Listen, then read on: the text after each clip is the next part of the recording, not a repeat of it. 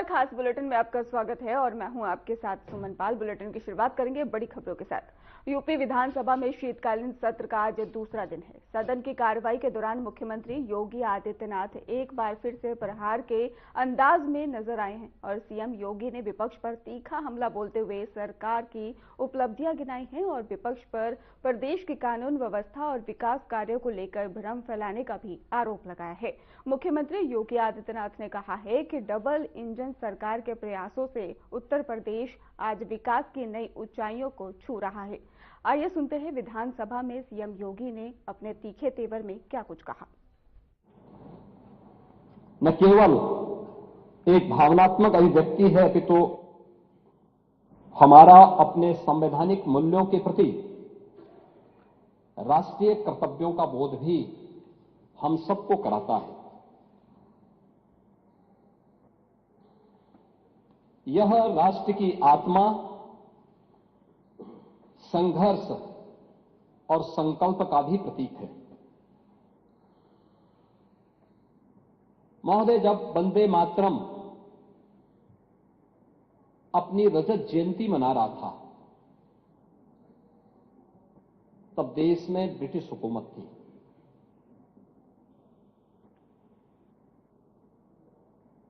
उस समय वंदे मातरम की रचना जब की गई थी, यह वह कालखंड था जब भारत की प्रथम स्वातंत्र समर की विफलता के बाद बौखलाया हुआ ब्रिटिश हुकूमत दमन और अत्याचार की पराकाष्ठा पर पहुंच चुका था। यातनाएं दी जा रही थी। ब्रिटिश काले कानून के माध्यम से भारत की आवाज को रौंदा जा रहा था। लेकिन जब यह देश इसकी रजत जयंती मनाता तब भी देश के अंदर ब्रिटिश हुकूमत थी। उस समय इस चेतना को आगे बढ़ाने का वक्त हमारे सामने आता और उस समय देश की आजादी के स्वर को आगे बढ़ाने का जो मंच था वह कांग्रेस थी। कांग्रेस ने 1996 में कांग्रेस के अधिवेशन में पहली बार गुरुदेव रविंद्रनाथ टैगोर ने इसे 1896 में अपना स्वर प्रदान किया था और यह पूरे देश के लिए एक मंत्र बन गया था। लेकिन जब यह देश वंदे मातरम की स्वर्ण जयंती मनाता तब भी देश के अंदर ब्रिटिश हुकूमत थी। जब वंदे मातरम की शताब्दी महोत्सव का अवसर आया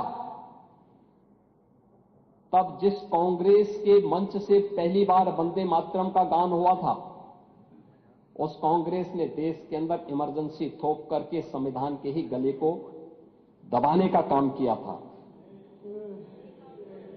आज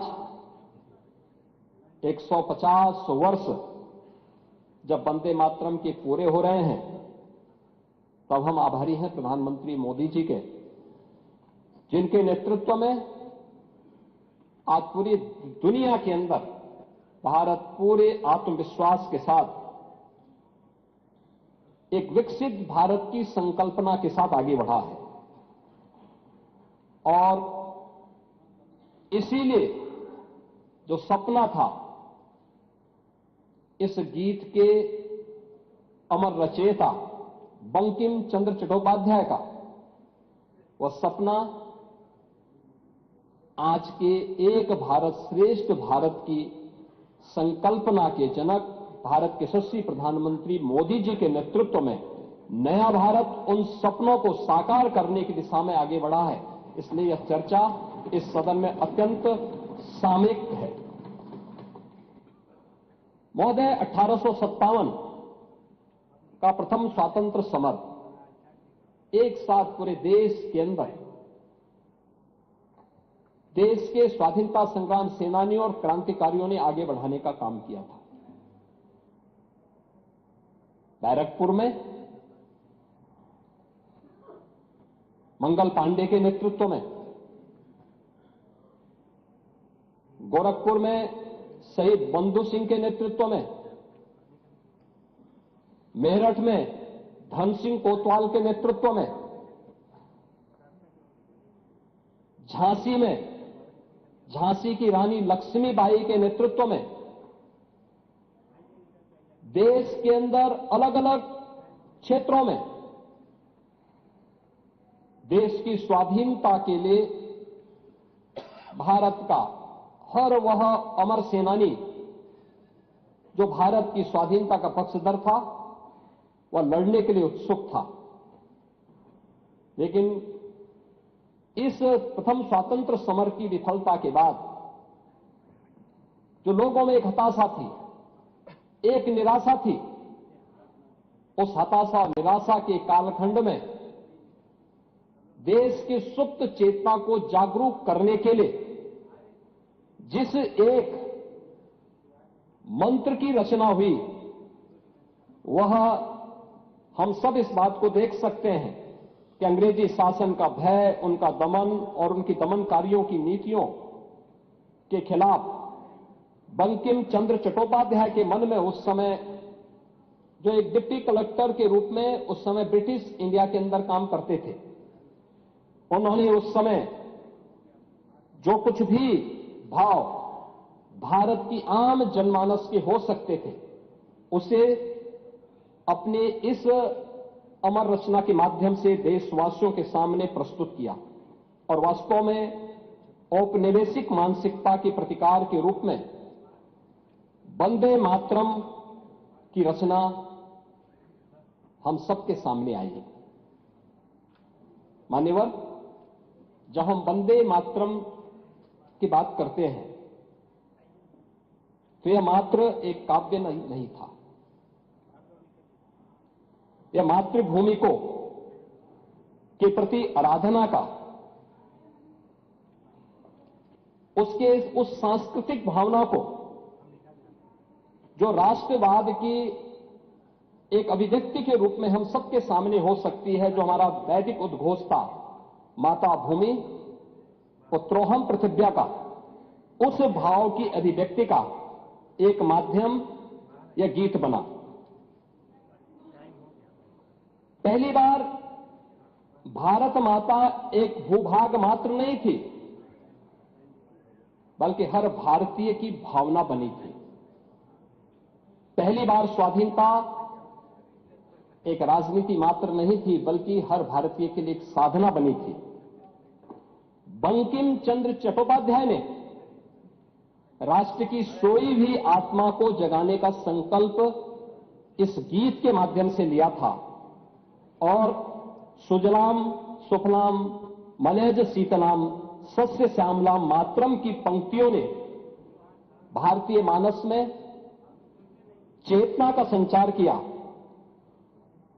इस एक पंक्ति में भारत की प्रकृति, भारत की समृद्धि, भारत का सौंदर्य और भारत की शक्ति एक साथ मूर्तिमान हो उठी। महोदय, 1905 में जब ब्रिटिश गवर्नमेंट ने बंगाल विभाजन की नींव रखने का कुत्सित प्रयास किया था, तब भारत की जनता ने प्रतिशोध के रूप में जो हथियार उठाया था, वह हथियार वंदे मातरम का था। प्रभात फेरियां, सत्याग्रह, स्वाधीनता का गान वंदे मातरम बन गया। रविंद्रनाथ ठाकुर ने इसे भारत की आत्मा कहा। अरविंद घोष ने इसे मंत्र कहा। वंदे मातरम बंग भंग आंदोलन का प्राण बन गया। इस गीत की गूंज विद्यालयों, सभाओं, जुलूसों और हर उस मार्ग पर सुनाई देती थी जहां पर स्वतंत्र। उत्तर प्रदेश विधानसभा का शीतकालीन सत्र का आज दूसरा दिन है। सत्र में मुख्यमंत्री योगी आदित्यनाथ ने फर्जी दवाओं और कफ सिरप के दुरुपयोग को लेकर भी स्पष्ट बयान दिया है। उन्होंने कहा है कि फर्जी दवाओं के सेवन से ही मौतों के मामले के बारे में अब तक सरकार के ध्यान में कोई सूचना नहीं आई है और मुख्यमंत्री ने बताया है कि FSDA विभाग समय समय पर नियमित छापेमारी करता है और इसमें शामिल कंपनियों के खिलाफ कार्रवाई भी की जाती है। और इसके साथ ही मुख्यमंत्री ने कफ सिरप के दुरुपयोग पर भी चेतावनी दी। उन्होंने कहा कि कुछ लोग इसकी आदत विकसित कर लेते हैं और जबकि कफ सिरप बिना चिकित्सालय परामर्श के नहीं लिया जाना चाहिए, विशेषकर बच्चों के लिए। सिरप का मुद्दा जो इन्होंने उठाया है,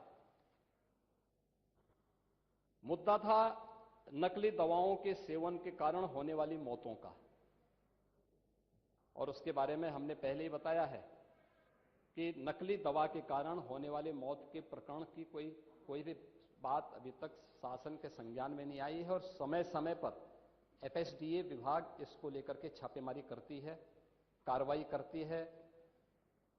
कंपनियों में भी इस प्रकार की कार्रवाई होती है। यूपी के अंदर कोडीन कफ सिरप इसके केवल स्टॉकिस्ट हैं, होलसेलर है, इसका यहां पे प्रोडक्शन नहीं होता है। ये मध्य प्रदेश में, हिमाचल में और अन्य राज्यों में होता है और जो मौत के प्रकरण सामने आए हैं वे मौत के प्रकरण अन्य राज्यों में आए हैं। जिन राज्यों में आए हैं वह जो भी प्रकरण सामने आए हैं यह तमिलनाडु में बने हुए एक सिरप के कारणों सामने आई है। ये पूरा प्रकरण इलीगल, यानी इसमें एडिटेशन का भी नहीं है, यह इलीगल डाइवर्जन का है। इस डाइवर्जन के माध्यम से इन होलसेलर ने, जिसमें सहारनपुर का भी है, गाजियाबाद का भी है, वाराणसी का भी है, लखनऊ का भी है और कानपुर का भी है, इन लोगों ने इसको उन देशों में पहुंचाया है, उन राज्यों में पहुंचाया है जहां मद्य निषेध है, लेकिन वहां पे नशे के आदी लोगों को इसको लेने की एक आदत सी है, तो वहां पर उसका दुरुपयोग किया गया है, जबकि बिना चिकित्सीय परामर्श के इसका सेवन नहीं हो सकता। इसको लेने की एक आदत सी है, तो वहां पर उसका दुरुपयोग किया गया है, जबकि बिना चिकित्सीय परामर्श के इसका सेवन नहीं हो सकता। खासतौर पर बच्चों के लिए, एडल्ट भी चिकित्सीय परामर्श से ही इसका सेवन करता है। कौन ऐसा व्यक्ति है जिसने कफ सिरप नहीं लिया? खांसी होती है, हर व्यक्ति लेता है, लेकिन चिकित्सीय परामर्श से उसमें लिखा जाता है। क्योंकि पढ़ाई लिखाई से आप लोगों का कोई वास्ता है नहीं, इसलिए आप लोग हमेशा इस प्रकार की बातें करते हैं। अब बात पहले अब सुन लीजिए ना, आपने पूरी बात बोली तो हम लोगों ने आपकी बात सुनी, आप लोग चिल्लाते रहे तब भी हम आपकी बात सुनते रहे। अब कम से कम हमारी बात तो सुन ले।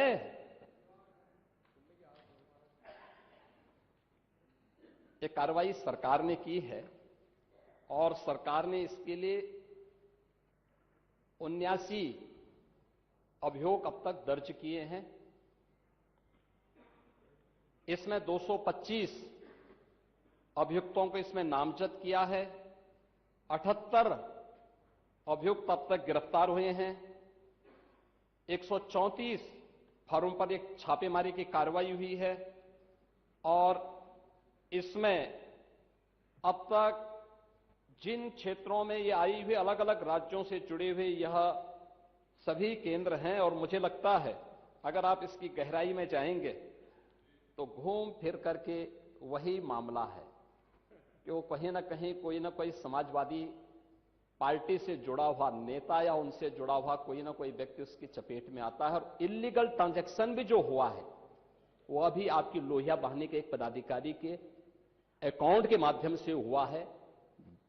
एसटीएफ इसकी जांच कर रही है। इस पूरे मामले में हाईकोर्ट से उस पूरे मामले को एनडीपीएस के अंतर्गत इस मामले में मुकदमा चलना चाहिए।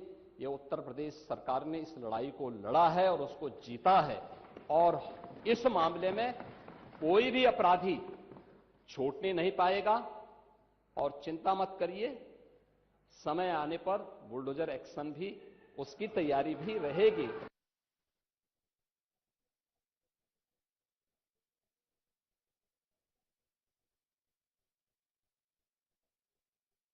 समाजवादी पार्टी के विधायकों ने उत्तर प्रदेश विधानसभा में कोडिन कफ सिरप मामले पर चर्चा की मांग को लेकर जोरदार हंगामा किया।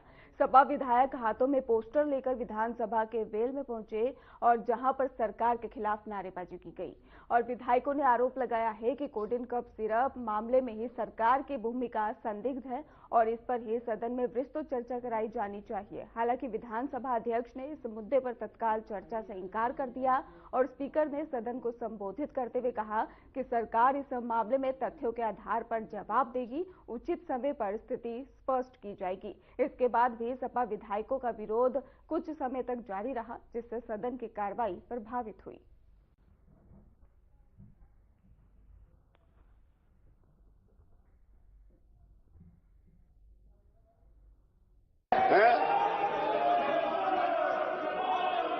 गंभीर विषय चर्चा कराएंगे ना?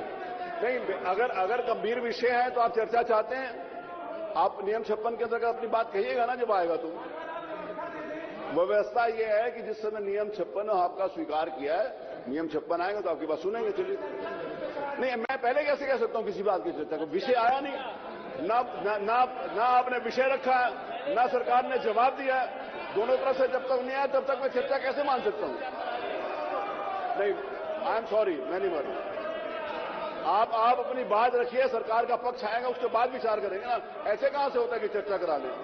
आप मेरी बात सुनिए। आप इतने विद्वान हैं, एक सेकंड, आप इतने विद्वान हैं, एक सेकंड, आप इतने विद्वान हैं और आप माननीय नेता प्रतिपक्ष जो अध्यक्ष है उनसे, एक सेकंड, आपने कौन सी चर्चा के ऊपर नोटिस दिया है? आपने कोई नोटिस दिया नहीं और वेल में आकर कहते हो चर्चा कराइए। चलिए अपने स्थान के ऊपर चलिए, 56 दिया मैंने, उसको स्वीकार कर लिया। चलिए चलिए चलिए चलिए चलिए आप चलो, प्लीज चलो,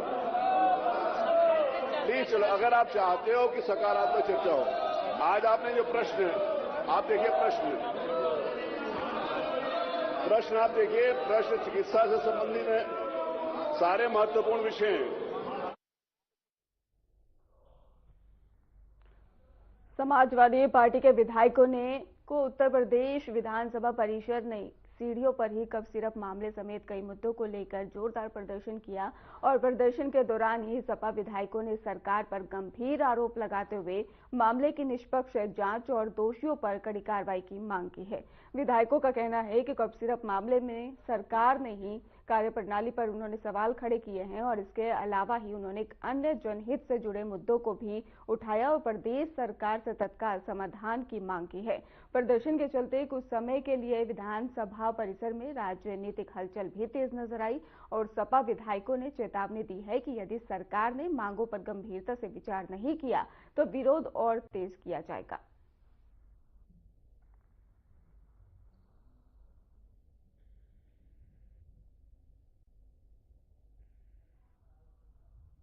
पार्टी के विधायकों का विरोध प्रदर्शन देखने को मिल रहा है। हमारे साथ विधायक जी मौजूद। सर, कोडिन सिरप का पहले दिन से मामला कहीं ना कहीं ज्यादा उठ रहा है सदन में, क्या कहना चाहेंगे? आज फिर से विरोध देखने को मिल रहा है। कोडिन के नाम पर जहर पिलाया जा रहा है, तमाम जहर से मौतें हो गई हैं, तमाम देखा आपने कहां चिकित्सा व्यवस्थाएं पहुंच चुकी हैं। हमारे राष्ट्रीय अध्यक्ष अखिलेश यादव साहब ने यह आह्वान किया है कि हम लोग उन माफियाओं के खिलाफ है तो सरकार उन माफियाओं का संरक्षण क्यों कर रही है? हम चाहते हैं उनके खिलाफ कार्रवाई हो, बुलडोजर चले और देश देखे प्रदेश देखे सरकार क्यों बचाना चाहती है। तो हम लोग ये चाहते हैं, ये कोडिन के नाम पर जो जहर पिलाया गया और पिलाया जा रहा है उसका खुलासा क्यों नहीं किया सरकार ने? माफियाओं को जेल क्यों नहीं भेजा? हमारी ये मांग है कि माफियाओं को जेल भेजा जाए और तत्काल प्रभाव से उनके घर बुलडोजर चलाकर उनके खिलाफ कार्रवाई की जाए। सरकार अंदर भी, विधानसभा के अंदर विरोध पूरी तरीके से हम जनता के सेवक हैं, जनता की खिदमत करने के लिए यहाँ पर आए हैं, जनता की आवाज को बुलंद करने आए हैं। आज जनता ये चाहती है कि उनकी आवाज बुलंद हो। आज कोडिन के नाम पर जो मौतें हुई हैं हम उसकी आवाज को बुलंद कर रहे हैं। ये सदन, सड़क से लेकर सदन तक हम इस आवाज को उठाएंगे और विधानसभा के अंदर भी इस मुद्दे को उठाने का काम करेंगे। नहीं तो ये थे हमारे साथ विधायक जिन्होंने साफ तौर पर कहा कि सड़क से लेकर सदन तक जो भी अगर मुद्दे हैं जनता से जुड़े तो उनको उठाने का काम समाजवादी पार्टी करेगी। उत्तर प्रदेश विधानसभा का जनपूरक बजट पास होना है। हमारे साथ समाजवादी पार्टी के विधायक रविदास मल्होत्रा जी हैं। सर, किस तरीके का आज प्रदर्शन है? आप लोगों ने प्रदर्शन किया पूरक पेश होने से पहले दिन भी कोडीन पर ज्यादा विरोध था, आज किस तरीके? 25 करोड़ का प्रदेश है और 3 दिन का केवल हाउस चला रहे हैं। उस हाउस में जनता की सारी समस्याएं नहीं आ पाएंगी।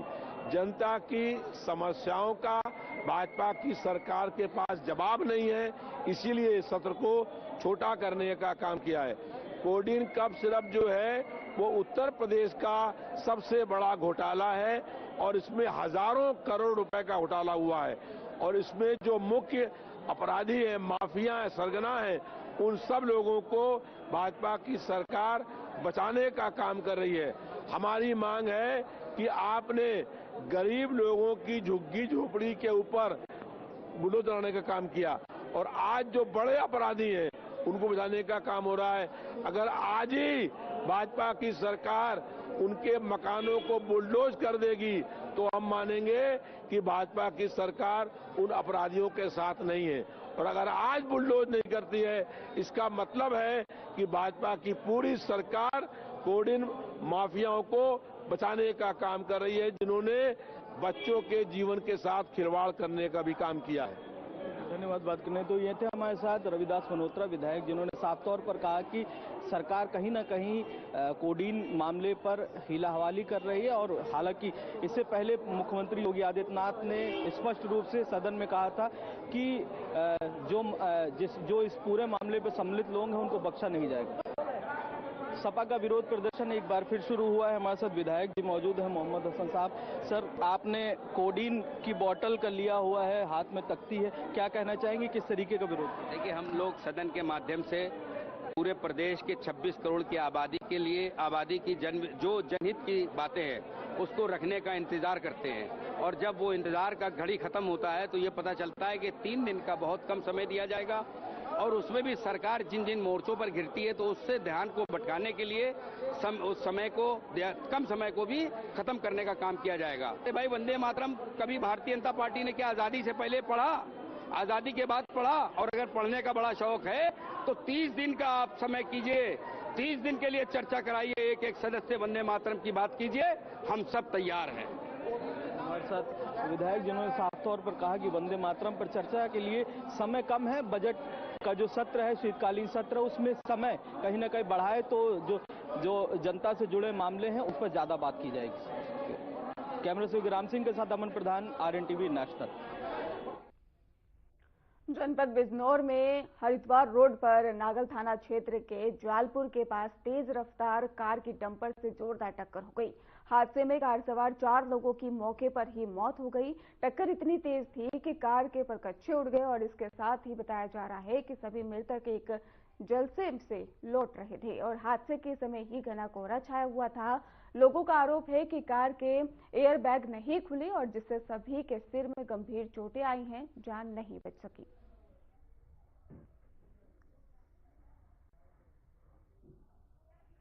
रात्रि लगभग 11 बजे थाना नागल जनपद बिजनौर में एक क्रेटा कार तथा डंपर में एक्सीडेंट की सूचना प्राप्त हुई थी, जिसमें 4 लोग गंभीर रूप से घायल हो गए थे।